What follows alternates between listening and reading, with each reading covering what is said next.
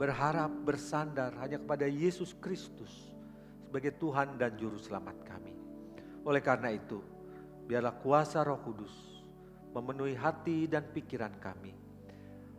Roh Kudus memenuhi ruangan di tempat ini, sehingga kuasa-kuasa gelap, kuasa-kuasa yang ingin mengalihkan pikiran hati kami, Tuhan usir. Dan kami fokus kepada kebenaran firman Tuhan, fokus kepada sabda Yesus Kristus. Terima kasih Bapa. Di dalam nama Yesus Kristus Tuhan dan Juru Selamat kami yang hidup, kami berdoa. Amin. Selamat pagi, Shalom Bapak Ibu sekalian. Gimana kabarnya hari ini? Sehat semua? Baik ya. Kita akan belajar tentang bendahara yang tidak jujur. Kita akan membaca dari Lukas 16 ayat 1 sampai 15. Saya akan membaca dan Bapak Ibu sekalian menyimak di dalam hati. Dan Yesus berkata kepada murid-muridnya, ada seorang kaya mempunyai seorang bendahara. Kepadanya disampaikan tuduhan bahwa bendahara itu menghamburkan miliknya. Lalu ia memanggil bendahara itu dan berkata kepadanya, apakah yang kudengar tentang engkau? Berilah pertanggungan jawab atas urusanmu. Sebab engkau tidak boleh lagi bekerja sebagai bendahara. Kata bendahara itu di dalam hatinya, apakah yang harus aku perbuat? Tuanku memecat aku dari jabatanku sebagai bendahara. Mencangkul aku tidak dapat. Mengemis aku malu. Aku tahu apa yang akan aku perbuat, supaya apabila aku dipecat dari jabatanku sebagai bendahara, ada orang yang akan menampung aku di rumah mereka. Lalu ia memanggil seorang demi seorang yang berhutang kepada tuannya. Katanya kepada yang pertama, berapakah hutangmu kepada tuanku? Jawab orang itu, 100 tempayan minyak. Lalu katanya kepada orang itu, inilah surat hutangmu, duduklah dan buat surat hutang lain. Sekarang juga 50 tempayan. Kemudian dia berkata kepada yang kedua, dan berapakah hutangmu? Jawab orang itu, 100 pikul gandum. Katanya kepada orang itu, inilah surat hutangmu. Buatlah surat hutang lain 80 pikul. Lalu Tuhan itu memuji bendahara yang tidak jujur itu karena ia telah bertindak dengan cerdik. Sebab anak-anak dunia ini lebih cerdik terhadap sesamanya daripada anak-anak terang. Dan aku berkata kepadamu, ikatlah persahabatan dengan mempergunakan mamon yang tidak jujur, supaya jika mamon itu tidak dapat menolong lagi, kamu diterima di dalam kemah abadi. Barang siapa setia dalam perkara-perkara kecil, ia setia juga dalam perkara-perkara besar. Dan barang siapa tidak benar dalam perkara-perkara kecil, ia tidak benar juga dalam perkara-perkara besar. Jadi, jikalau kamu tidak setia dalam hal mamon yang tidak jujur, siapakah yang akan mempercayakan kepadamu harta yang sesungguhnya? Dan jikalau kamu tidak setia dalam harta orang lain, siapakah yang akan menyerahkan hartamu sendiri kepadamu?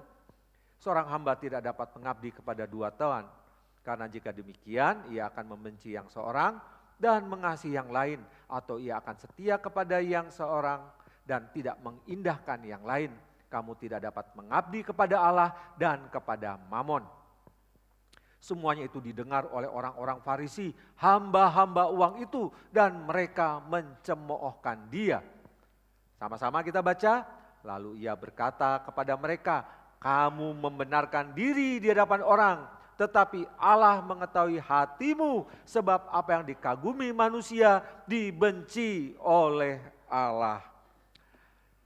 Hari ini kita akan mempelajari suatu perumpamaan, yaitu perumpamaan yang tidak jujur. Perumpamaan adalah suatu kisah, suatu cerita. Ya. Cerita yang mungkin tidak ada dalam kenyataan, tetapi ada makna di balik cerita itu. Ada sesuatu yang ingin disampaikan melalui cerita itu. Ada sesuatu yang lain yang mau ditransformasikan, suatu kebenaran kepada orang lain. Nah, Bapak Ibu sekalian, dalam kenyataan ini Ini kisah nyata ya, bukan perumpamaan ini.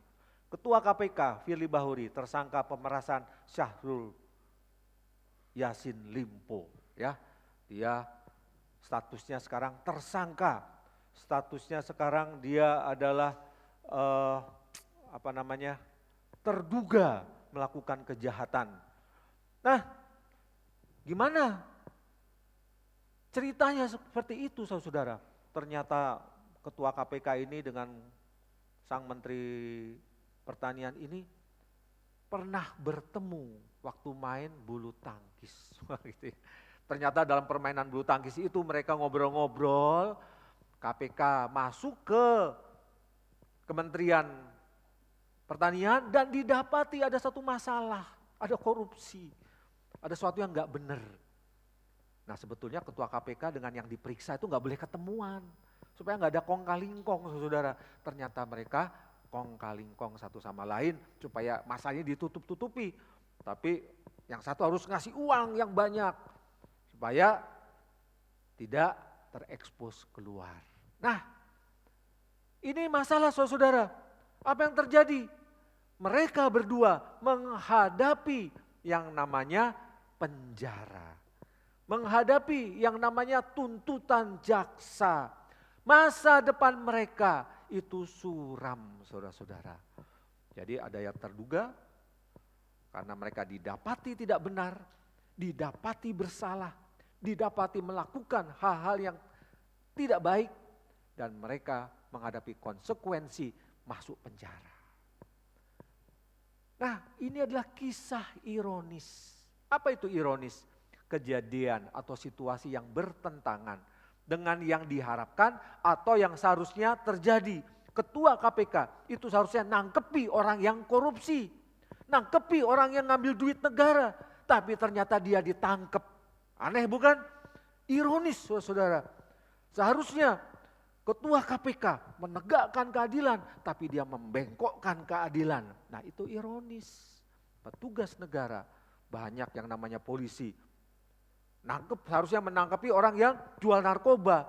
Ternyata mereka sendiri jual narkoba. Suatu yang ironis dan itulah kehidupan dunia. Bapak Ibu sekalian, dalam memahami kisah atau perumpamaan bendara yang tidak jujur itu, kita harus juga memahami pasal sebelumnya, ya. Ini kok nggak nyala ini? Bisa dibantu? Nah, kita harus memahami kisah sebelumnya, tepat sebelum perumpamaan ini diceritakan, yaitu anak bungsu dan sulung. Ini juga kisah yang ironis. Kenapa ironisnya? Anak bungsu, Bapak Ibu sekalian, minta harta lalu dia pergi jauh-jauh menghabiskan hartanya, menghabiskan warisannya. Pada saat itu terjadi kelaparan. Lalu anak bungsu itu sebagai orang Yahudi, dia tidak segan-segan menajiskan dirinya dengan menjadi pekerja di peternakan babi. Karena makanan waktu itu sangat mahal. Pada waktu itu terjadi kelaparan. Dia sudah lapar sekali, minta ampas babinya, dia nggak boleh, kerja dulu baru makan, jangan makan dulu baru kerja. Begitu aturannya kan. Nah, akhirnya dia sadar. Aduh, di rumah bapakku banyak makanan. Aku makanan sisa aja masih melimpah. Di sini aku nggak bisa. Lalu dia sadar, dia pulang. Bapaknya menyambut dia dengan luar biasa. Mengampuni dia, menerima dia, memulihkan statusnya. Menjadi anaknya masuk dalam keluarga. Sang sulung, Bapak Ibu sekalian, melihat kejadian itu, dia marah-marah. Dia mulai menyalahkan bapaknya, dia mulai menyalahkan adiknya. Apaan itu? Melacur, menghabiskan uang, hidup foya-foya seenaknya. Sekarang pulang bapak menerima dia, mengampuni dia, kasih baju yang bagus, kasih cincin sebagai tanda penerimaan. Hatinya meluap dengan kemarahan, dengan iri dengki. Aku lama di rumah bapak, bertahun-tahun tidak pernah buat kesalahan. Mulai membenarkan dirinya sendiri, tapi seekor kambing pun bapak tidak pernah kasih aku. Ini anak yang datang, anak bejat datang pulang, langsung potong sapi. Waduh, saudara-saudara, marah. Dia tidak bisa terima kehadiran adiknya. Dia penuh dengan iri hati, penuh dengan dendam, penuh dengan murka, penuh dengan kepahitan. Ironis bukan? Saudara, tapi saling membenci. Tepatnya si sulung membenci adiknya, bahkan menyalahkan bapaknya. Ini suatu kisah yang ironis, sesuatu yang tidak seharusnya terjadi. Keluarganya datang bertobat, minta ampun. Aku jadi pembantu aja di sini nggak apa-apa, asal aku diterima. Harusnya bersuka cita. Tapi kenyataannya dia menolak. Nah, Bapak Ibu sekalian, siapa yang hilang di sini? Ternyata anak yang sulung ini penuh dengan kepahitan, penuh dengan iri hati, dendam di rumah bapaknya yang penuh kasih, yang penuh damai sejahtera, penuh dengan kelimpahan. Ironis, dia hilang di rumahnya sendiri. Demikian pula di gereja, saudara, ironis. Banyak orang hilang di gereja karena apa? Ada dendam, tidak ada pengampunan, ada iri hati, penuh dengan kepahitan. Sepertinya ke gereja, tapi masih menyimpan hal-hal demikian. Bagaimana Bapa di surga geleng-geleng kepala enggak? Aduh, kalau engkau tidak kuampuni, kalau engkau tidak aku terima, kalau engkau tidak aku rangkul, untuk apa datang ke gereja? Percuma kan? Penerimaan Yesus, penerimaan Allah Bapa itulah yang utama. Sehingga kita bisa beribadah. Tapi ironis, banyak orang gereja di rumah Tuhan sukar sekali mengampuni. Yang ada apa? Membenarkan diri sendiri, banyak menyalahkan orang lain, bahkan menyalahkan Tuhan. Nah ini masalah, ini kisah ironis. Nah demikian pula saudara-saudara sekalian, kisah bendahara yang tidak jujur, ini adalah kisah yang ironis. Di mana ironisnya itu di mana? Kisah ini memperingatkan anak-anak terang yang menjadi hamba-hamba uang. Yuk kita baca lagi Lukas 16 ayat 8 ya. Bagaimana anak-anak terang itu menjadi hamba-hamba uang. Ini adalah yang sangat bertolak belakang. Saya akan bacakan ayat 9, ayat 8. Lalu Tuhan itu memuji bendahara yang tidak jujur itu karena ia telah bertindak dengan cerdik. Sebab anak-anak dunia ini lebih cerdik terhadap sesamanya daripada anak-anak terang. Ayat 14. Semuanya itu didengar oleh orang-orang Farisi. Cerita itu didengar, kisah itu, perumpamaan itu didengar. Tapi apa yang terjadi? Hamba-hamba tuang itu, orang-orang Farisi itu, mereka mencemoohkan dia. Sebetulnya mereka tuh tertegur. Sebetulnya mereka itu ngerti cerita Tuhan Yesus. Bukan masalah bendahara yang tidak jujur itu, tapi kisah itu ditujukan kepada mereka. Karena orang-orang dunia tidak jujur itu biasa, normal, saudara-saudara. Ya. Tetapi kalau anak-anak terang, orang-orang Farisi menjadi hamba-hamba uang, itu tidak normal. Itu namanya ironis. Tapi kita perlu memahami kisah ini dengan baik, supaya kita mendapatkan gambaran seutuhnya. Nah ini saudara, bendahara itu statusnya tersangka. Kenapa? Dia didapati tidak benar. Nah, jadi statusnya tersangka, situasinya dia didapati tidak benar. Mungkin auditor datang, dicek antara kas dengan catatan. Catatannya 10 miliar, ini saking kayanya, kasnya aja 10 miliar gitu ya. Saya waktu jadi auditor pernah menghitung uang 5 miliar pakai mesin uang saudara, gak mari-mari. Sampai ngantuk-ngantuk, sampai waduh pakai masker karena ngitung, hitungan banyak sekali. Karena harus dihitung, ya dihitung saudara. Ya pikir saya bukan duit saya, ya selembar aja lumayan ya, tapi gak bisa. Itu namanya ngentit ya, gak boleh. Catatannya 5 miliar, dihitung 5 miliar. Enak yang dihitung, belum lagi yang koin-koin macam-macam dihitung saudara, gak ada mesin uang. Dulu nggak tahu sekarang ada mesin uang koin nggak? Kalau di luar negeri ada. Enak, surr, koin 25, 10, 100. Kalau ada enak, ini kita ngitung satu-satu saudara. Uang yang hitung banyak. Tapi ya karena tugas harus tetap dihitung. Apa yang dicatat sesuai dengan kenyataan. Ternyata orang ini saudara. Kasnya berapa? 10 miliar. Dilihat, dah kenapa cuma 5 miliar? Ada selisih ya. Ada selisih kemungkinan seperti itu karena nggak diceritakan detailnya. Ada selisih sehingga didapati tidak benar. Saya dulu sebelum masuk sekolah teologi adalah seorang auditor di sebuah bank. Jadi auditor tuh ceritanya aneh-aneh saudara. Bagaimana orang ngentit duit, bagaimana orang korupsi, bagaimana orang ngambil uang, bagaimana memperkaya diri sendiri itu modusnya itu macam-macam saudara. Tidak salah kalau dikatakan penjahat selangkah di depan dari penegak hukum. Karena mereka tuh kreatif. Bagaimana untuk memperdaya tuannya atau perusahaannya. Satu kali teman saya cerita, saya masih junior waktu itu. Hati-hati kamu ya, hati-hati. Ya Pak, hati-hati. Kenapa hati-hati? Harus teliti. Jangan mudah percaya. Ini kisah nyata. Bang di Medan, wah, punya catatan di buku emas batangan. Wah, emas batangan, ya satu lupa, cukup banyak. Katakanlah 30 ya, katakanlah 30. 30 batang emas 1 kilo, 1 kilo, 1 kilo. Periksa, di brankas dibuka. Di depannya ada 10, 1, 2, 3, 4, 5, 6, 7, 8, 9, 10, 2 tumpuk. Lalu yang bagian kas, bagian brankas, Pak ini kalikan 3 di belakang sama, susunannya sama. Bertahun-tahun auditornya percaya saudara.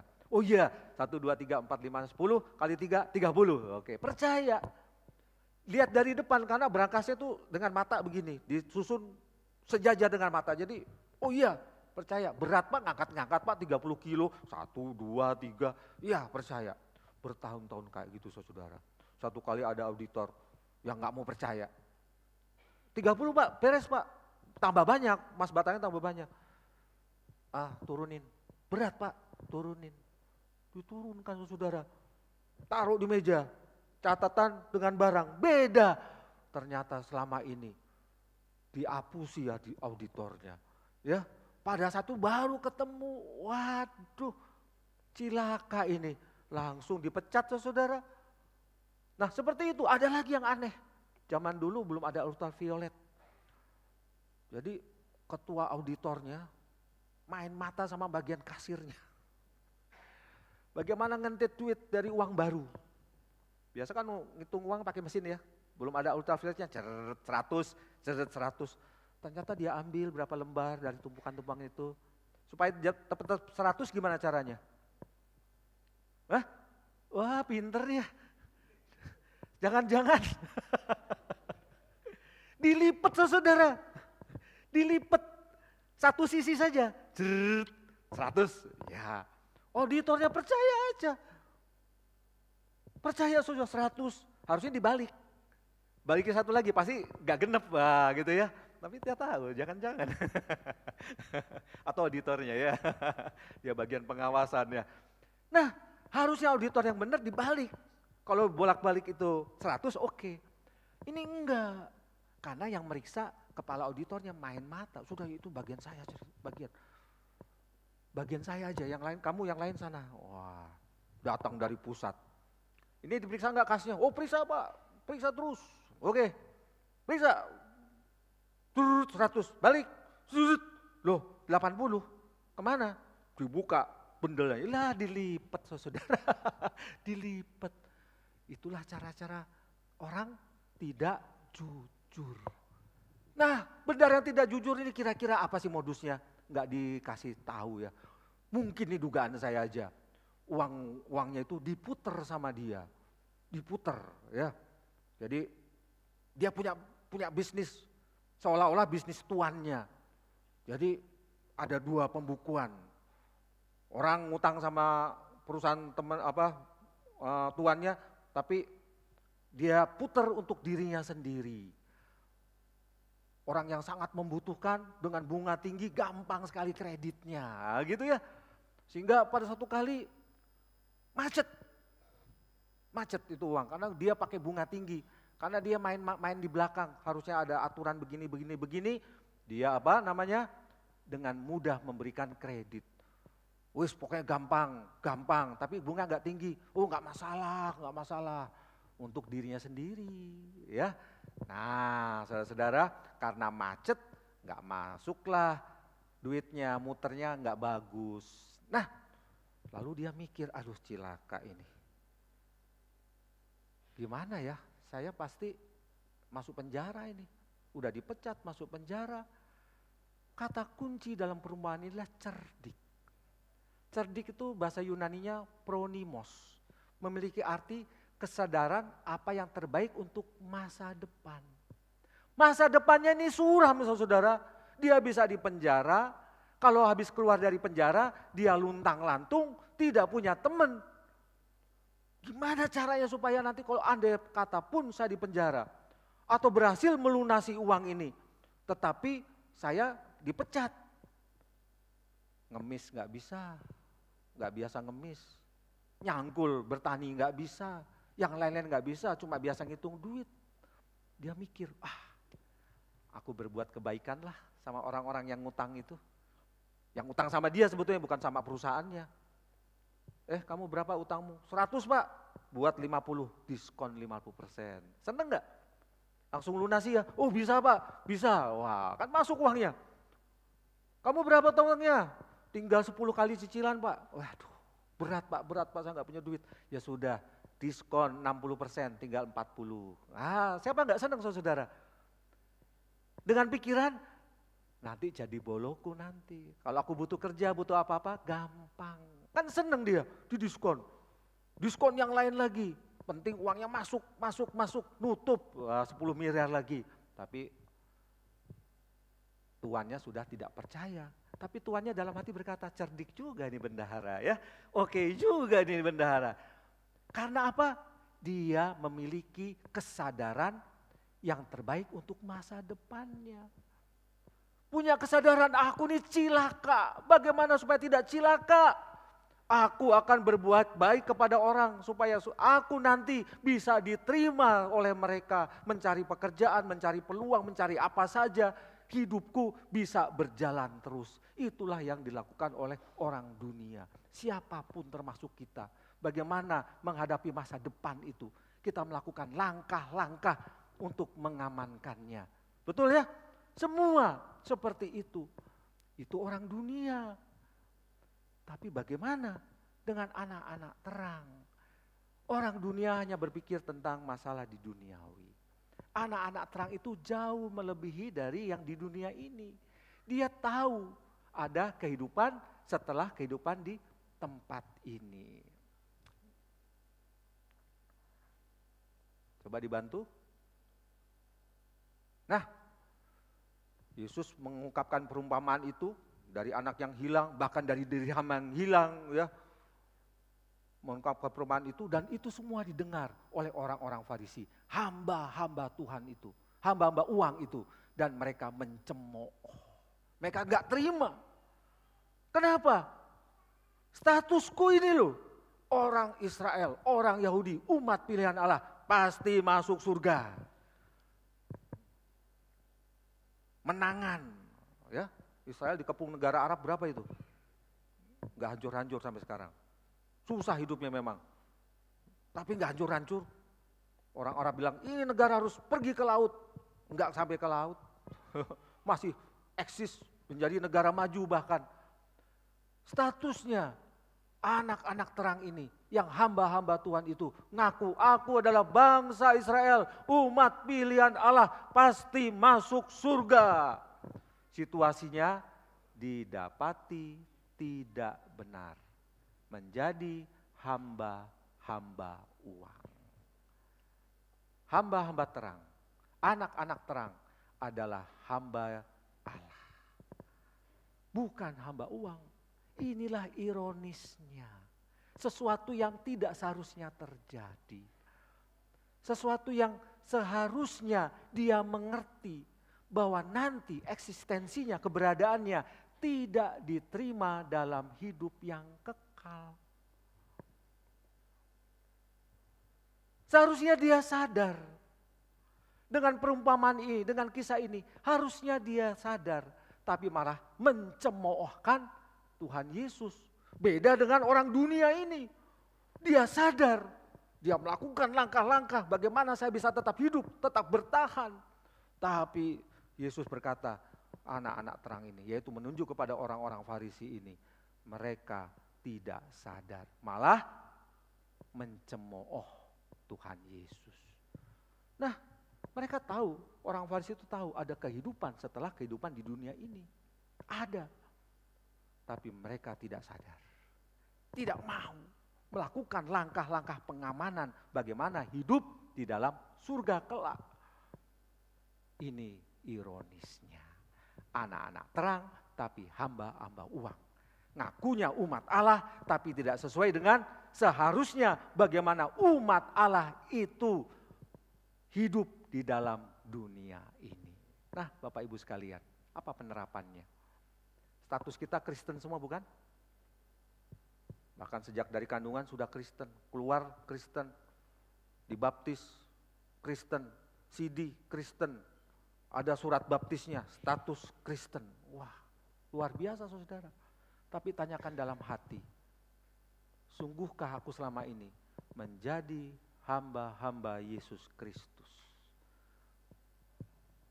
Tanyakan dalam hati saudara, sungguhkah aku sekarang selama ini menjadi hamba-hamba Allah, anak-anak terang yang melakukan firman kehidupan, yang melakukan perintah-perintah Allah, atau aku didapati tidak benar, atau aku selama ini memang menjadi hamba uang, atau selama ini aku tidak melakukan apa yang seharusnya aku lakukan.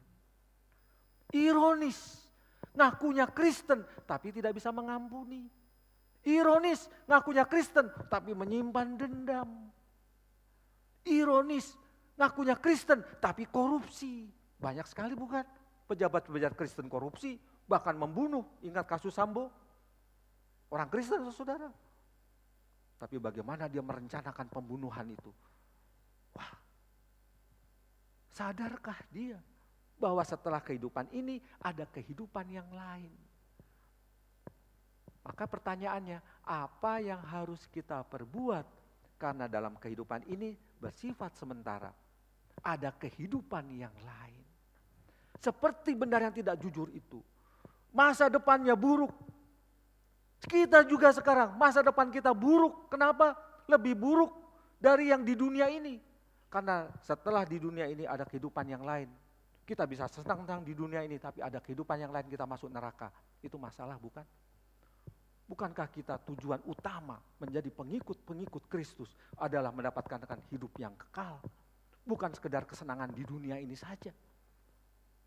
Untuk apa kita ke gereja kalau kita tidak menyadari bahwa ada hidup setelah hidup ini? Ada kehidupan yang lain setelah kita mati, setelah kita meninggal. Bukankah itu yang kita pelajari, yang kita sadari, yang kita harus renungkan?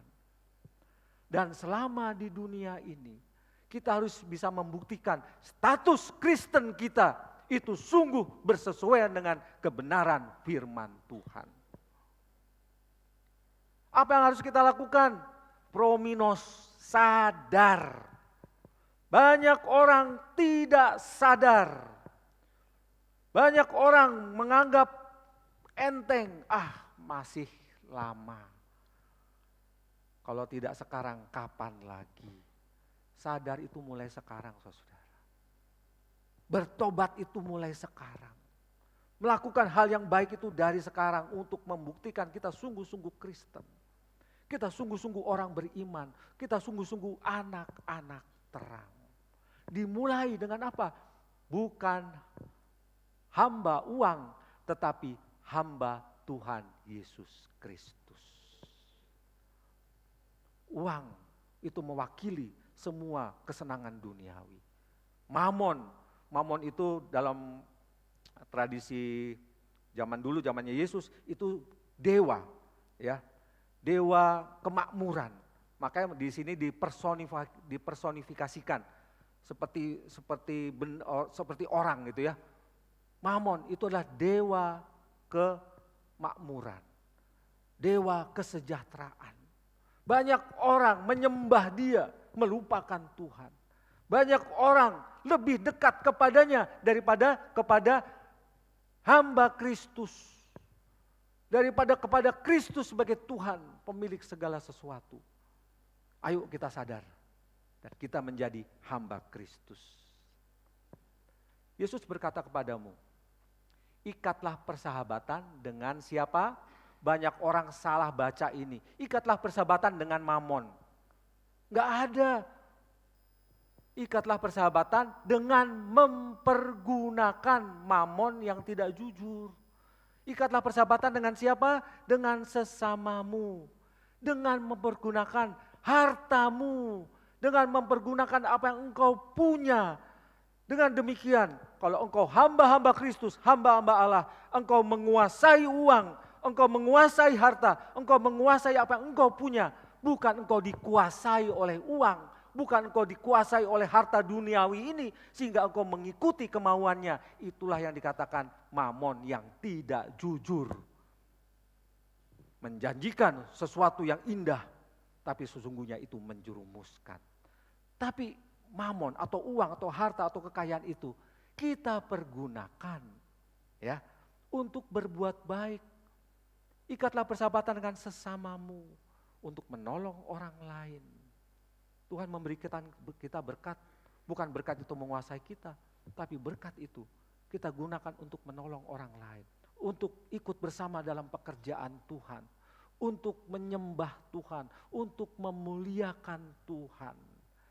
Supaya jika Mamon itu tidak menolong lagi, dengan kata lain, Mamon itu tidak akan pernah menyelamatkan kamu. Tidak akan pernah menyelamatkan saya. Ada batasnya bahwa kita semua akan dipanggil Bapa ke surga. Menghadap Dia. Selama ini kamu hamba uang, hamba Mamon atau hambaku? Kan begitu ceritanya. Selama ini kamu ikut Tuhan atau ikut Mamon? Oh, status saya Kristen, Pak. Bapak, Tuhan, status saya Kristen ini, saya foto. Wah gitu ya, kalau bisa dibawa HP. Itu status. Tapi kamu bisa membuktikan enggak statusmu sungguh hamba Kristus, sungguh hamba Allah. Karena pada saat kita menghadap Bapa, kita saat dipanggil, kita mati, Mamon tidak bisa menghalangi. Harta kita yang banyak itu tidak akan bisa menghalangi kematian kita. Kapanpun itu terjadi, uang tidak akan bisa menghalangi. Dengan kata lain, uang itu enggak menolong kita. Yang menolong kita adalah Kristus. Yang menolong kita adalah Bapa. Yang datang ke dunia menjadi daging. Yesus Kristus Sang Firman itu. Dia merengkuh kita, Dia mengampuni kita. Dan kita menjadi hamba-hambanya. Dan kita melakukan apa yang baik sebagai hamba-hambanya. Jadi jangan salah paham ya, bukan melakukan perbuatan baik kita diselamatkan. Tapi karena kita diampuni, kita melakukan perbuatan baik.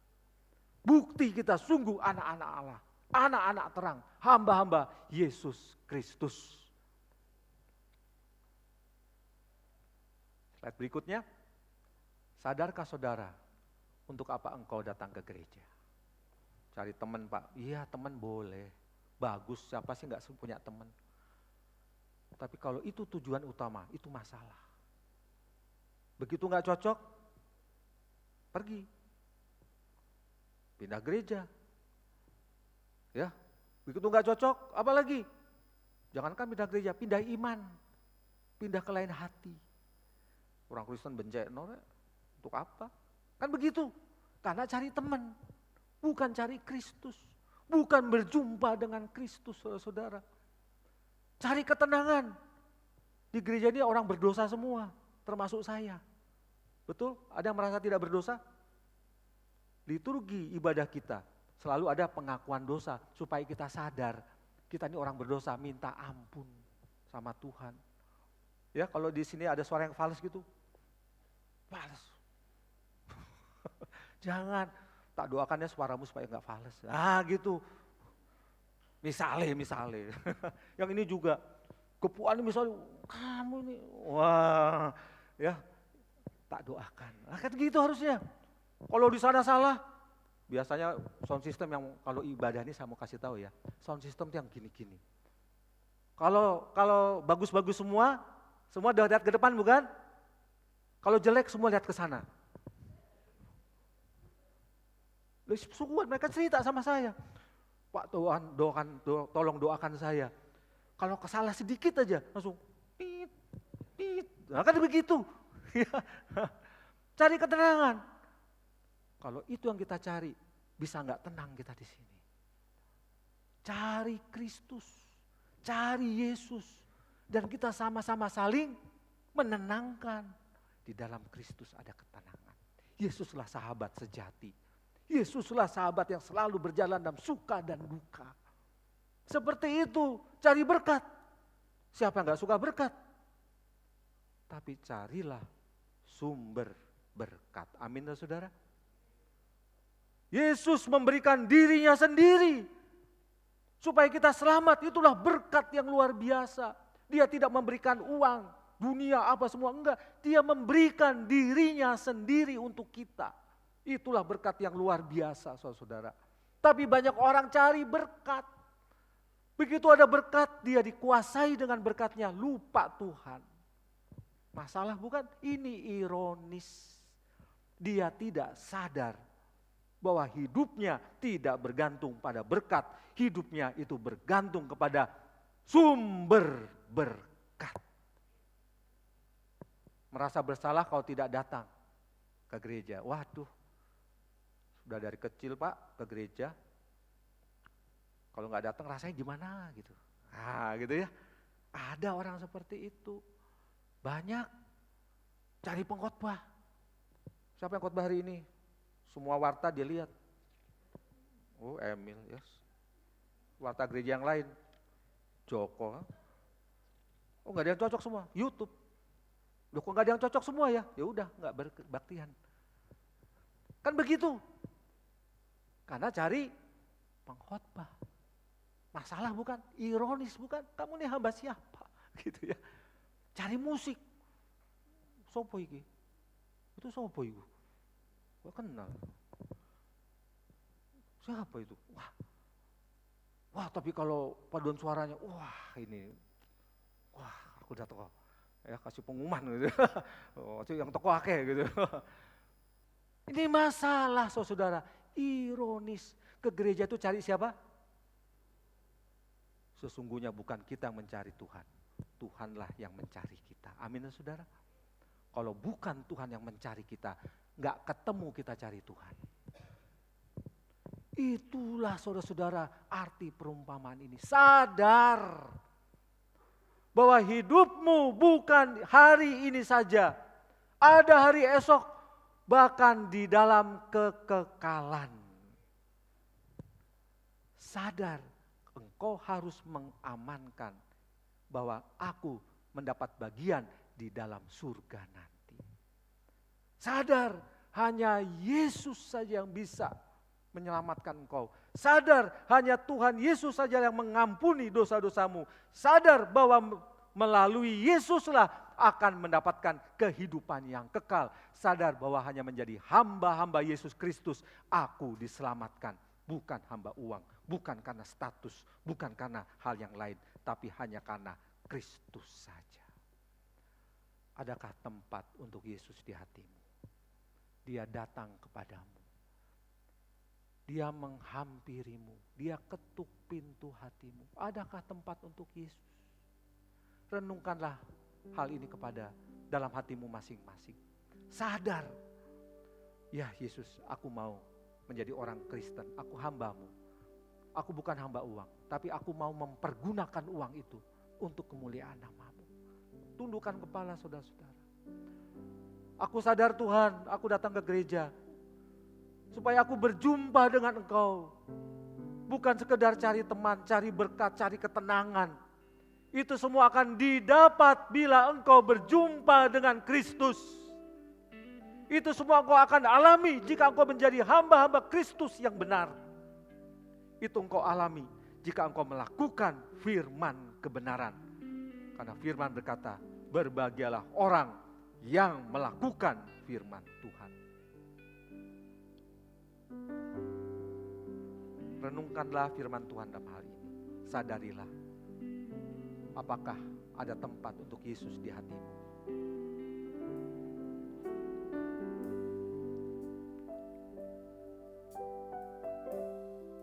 Bila engkau tidak ada teman sejati, karena di dunia ini tidak ada teman sejati, Kristuslah teman sejati. Dia adalah teman yang hidup dalam hidupmu, suka maupun duka. Itulah yang menjadi kesadaran kita. Kita mau hidup kekal bersama Tuhan, bersama Bapa. Tuhan, inilah hidupku. Tuhan, ampuni dosaku.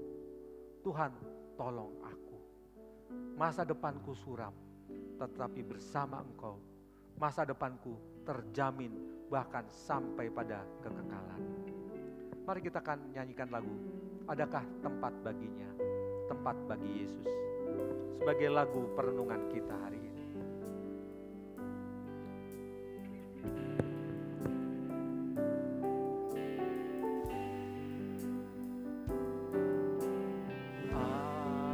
Adakah tempat baginya yang menanggung dosamu?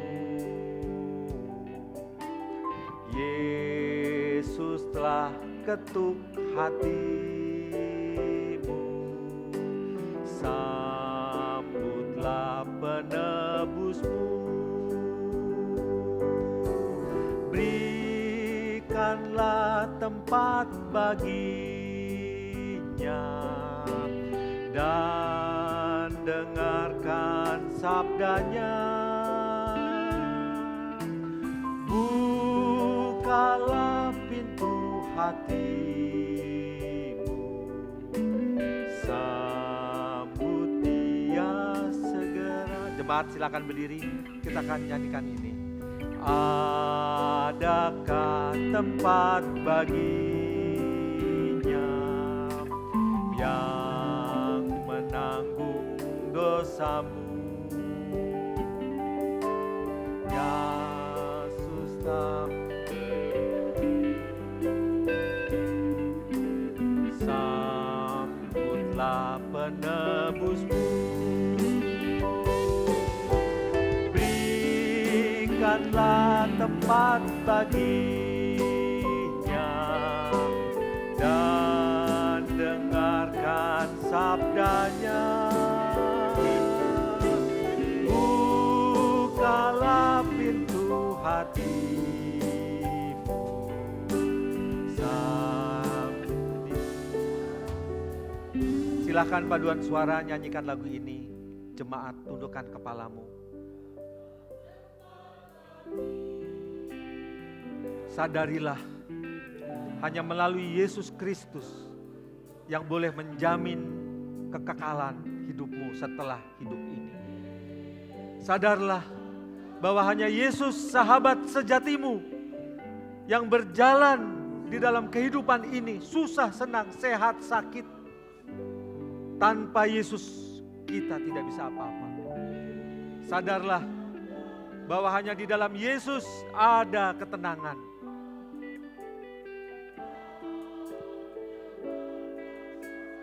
Sadarlah dan bertobatlah jika engkau menjadi hamba uang, hamba dunia ini, tapi jadilah hamba Kristus.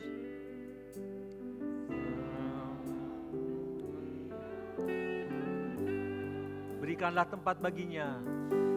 Berikanlah tempat baginya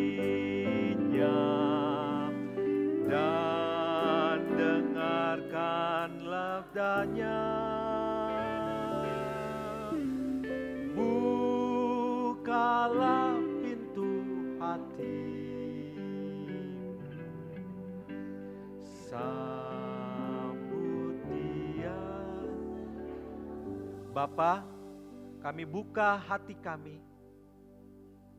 kami buka diri kami mengakui dosa-dosa kami.